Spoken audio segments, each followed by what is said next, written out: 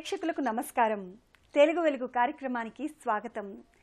తెలుగు భాష అంటే తీయ మామిడి తోట, తోటలోని చెట్లే రమ్యమైన కృతులు, పద్య గేయ కావ్యాలే పసందైన ఫలాలు, నవలలు కథలు కవితలే లేచిగుర్ల నిగనిగలు, కోయిలల రావాలే మన తెలుగు భాష మధురిమలు, హాయినిచ్చే పలుకులు సేద తీర్చే స్వరాలు, తెలుగు తోటంతా తీయతీయని పండ్లు, తిన్నంత ఏదో అపురూప శక్తి కలుగు, మనసులో తెలియని ఆనంద అనుభూతి నిండు అంటూ తెలుగు భాషలోని మాధుర్యాన్ని అద్భుతంగా వర్ణించారు కవి. అలాంటి మాతృభాషపై మమకారాన్ని పెంచే పలు అంశాలను మీ ముందుకు తెస్తోంది నేటి తెలుగు వెలుగు.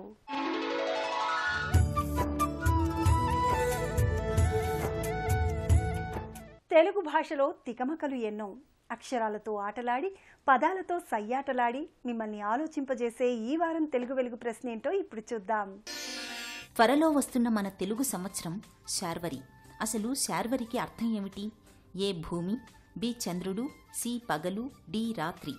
మీ జవాబు టీవీ అని టైప్ చేసి స్పేస్ ఇచ్చి మీ సమాధానం భూమి అయితే ఏ, చంద్రుడు అయితే బి, పగలు అయితే సి, రాత్రి అయితే డి అని టైప్ చేసి 56263579కి SMS చేయండి. ప్రశ్న మరోసారి, త్వరలో వస్తున్న మన తెలుగు సంవత్సరం శార్వరి. అసలు శార్వరికి అర్థం ఏమిటి? ఏ భూమి, బి చంద్రుడు, సి పగలు, డి రాత్రి.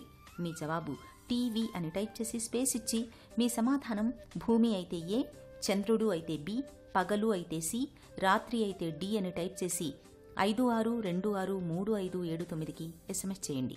భాషకు సంగీతం, చలనచిత్రానికి పాట అలంకారాల్లాంటివి. అలాంటి పాటలు తెలుగు భాషలో కోకొల్లలు. ఇప్పుడు ఓ పాటలోని పదాల వెనుకున్న భావాన్ని తెలుసుకుందాం.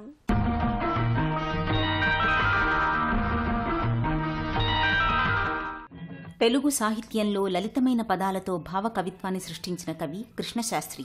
ఆ పదాల ఒరవడి, విశిష్టత ఆయన సినీ పాటల్లో కూడా స్పష్టంగా కనిపిస్తుంది.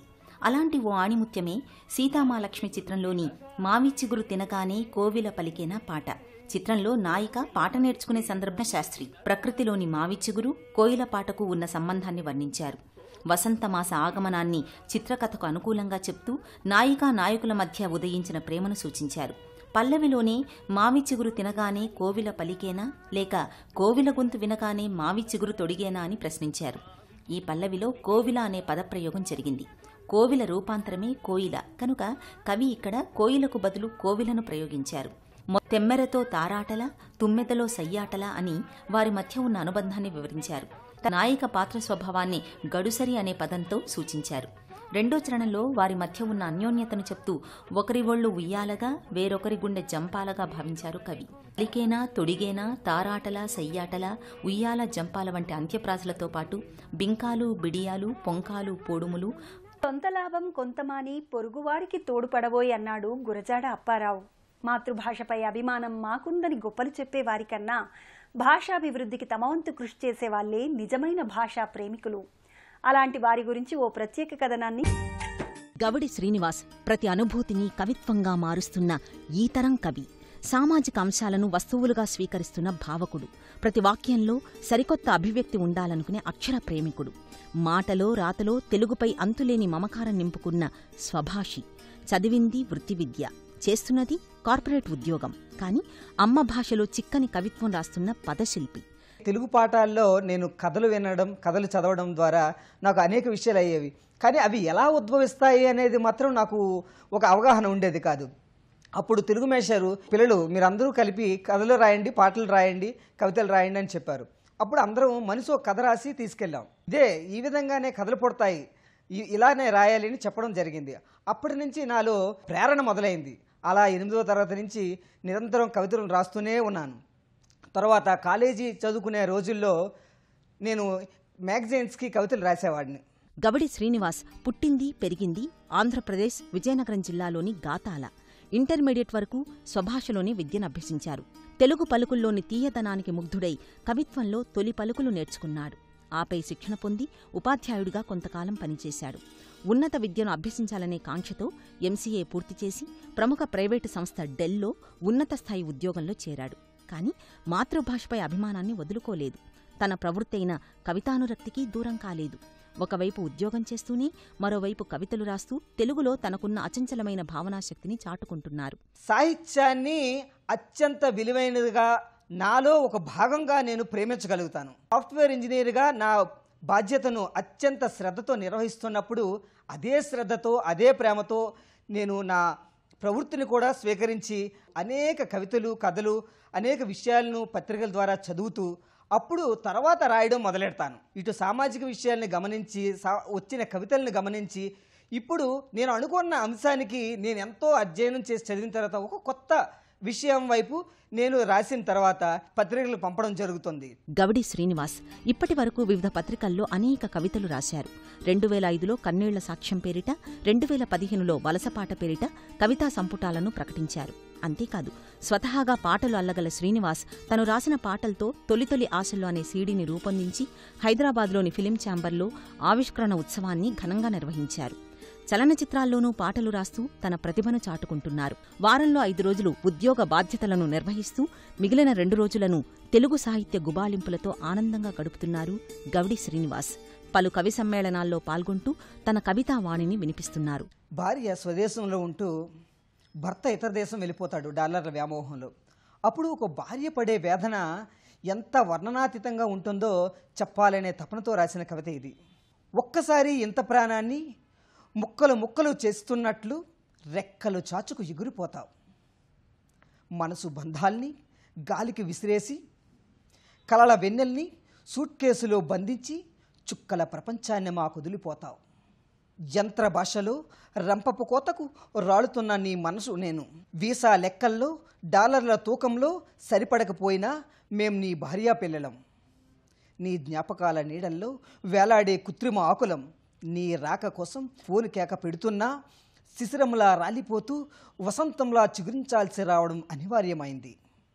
గలగల సామాన్ల పల్లకిలో వస్తావు, డాలర్ల నవ్వు రువ్వుతావు. గుండె వేడి చల్లారక ముందే ఫ్లైట్ కన్ఫర్మ్ అంటావు. ఇక్కడ రీకన్ఫర్మ్ చేసుకోవడానికి కళ్ళకి ఆశలు అతికి ఏటేటా ఎదురుచూపుల భాష నేర్పుతావు. కరెన్సీ భాషలో కొలవలేని కాలం చూరులోంచి జారి రసామృతాల్ని ప్రశ్నార్థకంగా వదిలి హృదయాన్ని ట్రాలీలో మోసుకుపోతూ ఈ జీవోత్సవాన్ని విడిచి రెక్కలు కట్టుకు ఎగిరిపోతావు. తెలుగు మాధ్యమంలో చదివి ఆంగ్ల భాషలో పట్టు సాధించి స్వభాషే ఊపిరిగా జీవిస్తూ తనదైన రచనా మార్గంలో ముందుకు సాగిపోతున్నారు. అరువు భాష కన్నా అమ్మ భాషలో చదవడం వల్లే ఈ స్థాయికి ఎదిగానని సగర్వంగా చెప్పుకుంటున్నాడు. ఆంగ్లం చదివితేనే అభివృద్ధి అనుకునే వారి అభిప్రాయం తప్పని ఆచరణాత్మకంగా రుజువు చేశానని అంటున్నాడు శ్రీనివాస్. చాలామందికి తెలుగు మీడియంలో చదువుకుంటే ఆంగ్లం మీద పట్టు రాదని అపోహ ఉంటుంది. దానికి నేను ఖచ్చితంగా వ్యతిరేకమండి. నేను తెలుగు సాహిత్యంలో ఎంత బాగా పదజాలం మీద పట్టు సంపాదించానో ఆంగ్లంలో కూడా అంతే పట్టు సంపాదించాను. ఇప్పుడు నేను డెల్ ఇంటర్నేషనల్లో సీనియర్ సాఫ్ట్వేర్ ఇంజనీర్గా చేస్తున్నాను. అంటే తెలుగు మీడియంలో చదివి కూడా ఇంగ్లీష్ని అనర్గళంగా సాధన చేశాను. ఇంగ్లీషు మీడియంలో చదివే వాళ్ళకే జాబు వస్తుంది, తెలుగు మీడియంలోకి చదివే వాళ్ళకి జాబు రాదు అనేది అపోహ మాత్రమే. తల్లి భాషను ఎంత బాగా మీకు అభివ్యక్తీకరణ మీలో అలవడితే అంతే సాధన అంతే పట్టు మీకు ఆంగ్లంలో కూడా వస్తుంది. అందువలన తెలుగు ప్రపంచ భాషల్లోనే గొప్పది. తెలుగుని ఎప్పుడూ విస్మరించొద్దు. 2016లో ప్రముఖ కవి అద్దేపల్లి రామమోహన్ రావు కవితా సృజన పురస్కారాన్ని అందుకున్న గవడి శ్రీనివాస్ వృత్తి ప్రవృత్తుల మధ్య సమన్వయంతో సంతోషంగా జీవిస్తున్నారు. తెలుగులో కవిత్వ నిర్మాణాలను ఔపోసన పడుతున్నారు. నేటికి నిత్య విద్యార్థిలా తెలుగు భాషలోని అనేక విషయాలు నేర్చుకుంటూ కవిత్వానికి పాటకు పదును పెడుతూ ముందుకు వెళుతున్నారు. వారి రచనా వ్యాసంగం ఇంకా ఇంకా విజయవంతం కావాలని, మరికొన్ని కవితలు పాటలు వారి కల నుంచి జాలువారాలని కోరుకుందాం.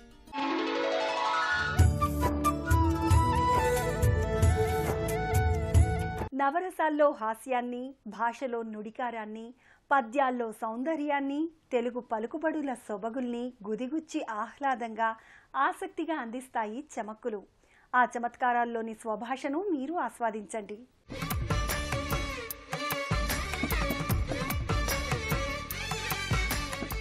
మనం త్వరలో జరుపుకోబోతున్న శార్వరి నామ సంవత్సర ఉగాది సందర్భంగా కాస్త 4 పండగ పూట చమత్కారమైన మాటలు, పద్యాలు. పండగ అంటే 3 విషయాలు ఖచ్చితంగా ఉంటాయి. ఉగాదికి 3 పకారంతోనే ఉంటాయి: పచ్చడి, పంచాంగం, పద్యాలు. పొద్దున్నే పచ్చడి తినాలి, పంచాంగ శ్రవణం చేయాలి, పద్యాలు వినాలి కవి సమ్మేళనంలో. అయితే ఈ చమత్కారమైన పద్యం కవి సమ్మేళనానికి సంబంధించింది. కవి సమ్మేళనానికి సంబంధించి చాలా చలోక్తులు ఉన్నాయి. ఎందుకంటే కవులకి ఏదో చెప్పేస్తున్నామనే తప్పితే జనం ఎలా తీసుకుంటున్నారు దాన్ని, ఇది జనానికి అర్థమవడం కాదు, అర్థమవుతుందా వ్యర్థమవుతుందా, ఈ ఆలోచనలు ఉండవు. దాని మీద చమత్కారమైన ఒక పద్యం. ముఖ్యంగా ఈ ఉగాది నాడు ప్రతి ఊళ్ళో కవి సమ్మేళనం పెట్టాలి అనేది ఒకటి ఉండడం వల్ల, రకరకాల సంస్థల వాళ్ళు పెడుతూ ఉండడం వల్ల అనవసరపు కవిత్వం అంతా వచ్చి పడుతుంది అని ఒక విమర్శ ఉంది. దాని మీద ఈ పద్యం. అసలు సారము లేక అభినయమును చేసి చప్పట్లకై చూచు చవటయొకడు, రెట్టించి చదివినన్ గిట్టుబాటే లేక దిక్కులన్ పరికించు దీనుడొకడు, సొంత ఖర్చుల మీద షోకు చేసుక వచ్చి పరుల కవిత చదువు పాపియొకడు, వద్దు బాబో ఎన్న పట్టించుకోకుండా సుత్తిగొట్టి వధించు సుంఠయొకడు, కోరి ఎతుంచినట్టివో కోకిలమ్మ పారిపోకమ్మ కవులన్న భయమునుంది, మా విచుగురులు మేసిన మంచి కవులు కలరు తెలుగింట అక్కడక్కడను నేడు, కలరు తెలుగింట అక్కడక్కడను నేడు. సమాజం పట్ల ఒక ఆర్తితో అభ్యుదయాన్ని కోరుతూ రాసేటువంటి కవులు అటు సంప్రదాయవాదులైనా సామ్యవాదులైనా కూడా తగ్గిపోయారు. కవిత్వం తగ్గిపోవడానికి మూల కారణం ఏంటంటే, ఒక కవిగా పండితుడిగా అవధానిగా చెబుతున్నా కవులకు శాస్త్రాధ్యయనం లేదు. రాజశేఖరుడు కావ్యమీమాంసలో చెబుతాడు, నువ్వు కవివు కావాలంటే ముందు శాస్త్రాధ్యయనం చేయాలి, అది లేకుండా ఇది రాదు అంటాడు. ఏ పని చేయాలన్నా దీపం వేయాలి. అలాగా కవిత్వం రాయాలంటే ముందు శాస్త్రం చదవాలి. తర్కశాస్త్రం, వ్యాకరణ శాస్త్రం, వైద్య శాస్త్రం, వేదాంత శాస్త్రం, ఇందులో ఏవో కొన్ని శాస్త్రాలైనా చదివి ఉండాలి. ఏమీ లేకుండా గాలిలో మాటల్లా చెబుతూ ఉంటే ఇలాగే ఉంటుంది. అసలు అందులో సారం ఏం లేదు. దాని గురించి అభినయం చేస్తారు. ఇక కూర్చుంటే కూర్చున్నట్టు అందులో ఎవరైనా యుద్ధం చేస్తే ఇలా అనవలసిన పనే లేదు. అలాగే ఇంకో మాట, రెట్టించి చదివినని గిట్టుబాటే లేక దిక్కులను పరికించి దీనుడొకడు. ఓసారి చదివాక జనం ఎవరో చప్పట్లు కొట్టకపోతే సరైన స్పందన లేదని మళ్ళీ చదువుతూ ఉంటాడు, రెట్టించి చదువుతూ ఉంటాడు. ఏదో దానికి చప్పట్లు కొట్టే విధంగా ఏదో అంటాడు, మొత్తం మీద కొట్టాలి, కొడితే కానీ నేను దోసదు. అసలు నా కవిత్వం ఏదో నేను చదువుతాను, మీరు వింటే వినండి లేకపోతే వెళ్ళండి, నా కవిత్వం వినడం మీ అదృష్టం అన్నట్టుగా. నాకు ఈ కవి సమ్మేళనంలో అవకాశం ఇచ్చిన వారికి కృతజ్ఞతలోని కవి అన్నాడు అంటే బలహీనుడు అని అర్థం. లోకంలో ఆచరణ తక్కువ, ఆరాధన ఎక్కువైంది. ఇంకా కొంతమంది విచిత్రంగా ఎక్కడెక్కడో ఇంగ్లీషు కవిత్వాలు, ఇతర భాషల్లో కవిత్వాలు కాపీ కొట్టేసి చదివాడు. అందుకే కవి సమ్మేళనంలో కవులు తప్పితే జనం ఉంటలేదు. అందుకని కొత్త విద్య ఒకటి నేర్చారు ఈ మధ్యన, శతాధిక కవి సమ్మేళనం, సహస్రాధిక కవి సమ్మేళనం అంటే వాళ్ళైనా ఉంటారు కదా అని. ఈ మొత్తం నాటకాలు మానేయాలి. ఎందుకంటే కోకిలే బాధపడుతోంది. కోరి ఏ తెంచినట్టివో కోకిలమ్మ పారిపోకమ్మ కవులన్న భయము చెంది. ఈ కవి సమ్మేళనాల్లో పాల్గొని కవిత్వం చదవడం కంటే, ఈ కవిత్వాలన్నీ మనం వినడం కంటే, మన ఇంటి దగ్గర కూర్చుని పక్కనే ఉండే మామిడి చెట్టు మీద కూసే కోకిలమ్మ కూత వినడం మంచిది. హాయిగా ఉంటుంది, ఏం అక్కర్లేదు. మనం వింటున్నామని అది పాడదు, దానికి సరదా పుట్టేది పాడుతుంది, దాని సహజ లక్షణం ప్రకారం అది పాడుతుంది. అంచేతన మా దగ్గర కూడా ఉన్నారమ్మా కలరు తెలుగుంటే అక్కడక్కడ ఉన్నారమ్మా, అన్ని చోట్ల ఉండేవారు ఇది వరకు. కృష్ణశాస్త్రి గారి కాలంలో అలా ఉండేవారు, ఊరుకో మహాకవి ఉండేవాడు అని ఒక బాధాకరమైన విషయం. అటువంటి కవి సమ్మేళనాలు కాకుండా మంచి మనిషిని సమస్యల నుంచి బయటపడేసి ఉత్సాహం కలిగించి సమస్యల నుంచి పారిపోవడం కాకుండా సమస్యల్ని తట్టుకునేటువంటి ధైర్యం కలిగేలాగా కవి సమ్మేళనాలు మనం నిర్వహిద్దాం. అందుకోసమే ఈ విమర్శనాత్మక వ్యంగ్య పద్యం. అలాగే ఈ వారం ఒక మంచి సామెత, పంచాంగంలో ఆశ్వీజ మాసంలో వానలు కురుస్తాయని ఉందిరా అంటే, ఆశ్వీజ మాసం వచ్చాక పంచాంగం పిండుకుంటూ కూర్చున్నట్ట. పంచాంగంలో ఆశ్వీజ మాసంలో వానలు కురుస్తాయని ఉంది అంటే, పంచాంగంలో కురుస్తాయా నేల మీద కురుస్తాయా? మాట అర్థం చేసుకోకపోతే ఇలాగే ఉంటుంది. ఎందుకోసం పుట్టింది ఈ సామెత అంటే, మనకి చూడండి మామూలుగా పురాణాలు చెప్పేవాళ్ళు కూడా కొన్ని మాటలు చెబుతూ ఉంటారు. భాగవతం ఇంట్లో ఉంటే చాలు సత్సంతానం కలుగుతుంది, సకల సౌభాగ్యాలు కలుగుతాయి. ఎలా కలుగుతాయండి? సత్సంతానానికి భాగవతానికి సంబంధం ఏమిటి? అసలు పోనీ అది విషయాన్ని బట్టి చూసినా వ్యతిరేకమైన మాట. అది భాగవతం చదివేది సంతానం కలగడానికి కాదు. సంతానం కలిగినా కలక్కపోయినా, సంపదలు ఉన్నా లేకపోయినా, జీవితం ఉన్నా రేపే మృత్యు వచ్చినా ధైర్యంగా ఉండగలమని చెప్పేది భాగవతం. ఇగో ఇదే సరిగ్గా. పంచాంగంలో ఆశ్వీజంలో వానలు కురుస్తాయి అంటే పంచాంగంలో కురవు, నేల మీద కురుస్తాయి. పాపం తెలియని వాడు అమాయకుడు ఏమనుకున్నాడు, పంచాంగంలో వాళ్ళ కురుస్తాయని ఉందిరా, ఆశ్వీజంలో అంటే ఆశ్వీజ మాసం వచ్చాక పంచాంగంలో కురుస్తాయి, అందుకని పంచాంగం వాడు కొనుక్కుని చూరులో పెట్టుకుని ఆశ్వీజ మాసం వచ్చాక పంచాంగం పిండేట, అందులో వాన కురుస్తుంది కదా, బొట్లు నేల మీద పడతాయి. పంచాంగంలో కురుస్తుందా, వాన నేల మీద కురుస్తుందా? కాస్త విచక్షణ జ్ఞానం లేకపోతే పురాణాల మీద విమర్శలు రావడానికి ఈ చెప్పేవాడు కొంత కారణం. అలాగే ఈ వారం ఒక మంచి చలోక్తి, మనం పొరపాటు పడ్డం కారణంగా కొన్ని విచిత్రమైనటువంటి అర్థాలు ఏర్పడ్డాయి, నవ్వు వస్తుంది కూడా, ఇదేమి మాట అని. పండగ నాడు పాత మొగుడేనా అంటారు మామూలుగా, చాలా అశ్లీలమైన ధ్వని కూడా అందులో ఉంది నిజానికి. అలాంటిది ఎలా వాడతారని మామూలుగా వాడేస్తారు. ఒక ఉచ్చారణ పట్ల మనం శ్రద్ధ చేయకపోతే, పదం ఏముందో అది గమనించకపోతే కొంపలు అంటుకుపోతాయనడానికి ఇది ఉదాహరణ. పండగ నాడు పాత మొగుడేనా అన్న మాట పూర్తిగా తప్పు, అది మొగుడు విషయం కాదు. అది అక్కడ మొగుడు కాదు, పదం మడుగు. మడుగు అంటే వస్త్రం. మడుగు చీరయందు మసిదాకినట్లు కౌరవ వంశంలో దుర్యోధనుడు పుట్టాడని నన్నయ్య గారు వర్ణిస్తాడు. తెల్లటి వస్త్రం మీద ఏదో మసిమర కంటినట్టుగా పవిత్రమైన కౌరవ వంశంలో ఈ దుర్యోధనుడైన దుర్మార్గుడు పుట్టాడయ్యా అంటాడు. మడుగంటే వస్త్రం. అంచేత పండగ నాడు కూడా పాత మడుగేనా అంటే పాత బట్టలేనా అంటే భార్య భర్తను అడగచ్చు, లేకపోతే పిల్లలు తండ్రిని అడగచ్చు, ఎవరినైనా అడగచ్చు. ఇది భార్యాభర్తల మధ్య సంభాషణను కూడా చెప్పక్కర్లేదు. అందుకని మనం ఉచ్చారణ పట్ల పదాలు పలకడం పట్ల చాలా శ్రద్ధ వహిద్దాం. పండగపూర్వకంగా ఈ పాత వాటిలో ఉండే దోషాలు తొలగించుకుంటే పండగ నాడు పాత మడుగేనా అంటాం కానీ మరో రకంగా. మాతృభాషలోని మతలబుల రహస్యాన్ని కనుగొనమని చెప్పే తెలుగు వెలుగు ప్రశ్న మరోసారి. త్వరలో వస్తున్న మన తెలుగు సంవత్సరం శార్వరి. అసలు శార్వరికి అర్థం ఏమిటి? ఏ భూమి, బి చంద్రుడు, సి పగలు, డి రాత్రి. మీ జవాబు టీవీ అని టైప్ చేసి స్పేస్ ఇచ్చి మీ సమాధానం భూమి అయితే ఏ, చంద్రుడు అయితే బి, పగలు అయితే సి, రాత్రి అయితే డి అని టైప్ చేసి 56263579కి ఎస్ఎంఎస్ చేయండి. ప్రశ్న మరోసారి, త్వరలో వస్తున్న మన తెలుగు సంవత్సరం శార్వరి. అసలు శార్వరికి అర్థం ఏమిటి? ఏ భూమి, బి చంద్రుడు, సి పగలు, డి రాత్రి. మీ జవాబు టీవీ అని టైప్ చేసి స్పేస్ ఇచ్చి మీ సమాధానం భూమి అయితే ఏ, చంద్రుడు అయితే బి, పగలు అయితే సి, రాత్రి అయితే డి అని టైప్ చేసి 56263579కి ఎస్ఎంఎస్ చేయండి. గత వారం ప్రేక్షకులను అడిగిన ప్రశ్నకు సమాధానం. నిర్దాక్షిణ్యమైన అణచివేతను ఉక్కుపాదంతో పోలుస్తారు కనుక ఈ ప్రశ్నకు సమాధానం సి. ప్రేక్షకులు పంపిన సమాధానాల్లోంచి ఎంపికైన విజేత గొల్లపల్లి సత్యనారాయణ, కుషాయిగూడ, హైదరాబాద్, తెలంగాణ రాష్ట్రం.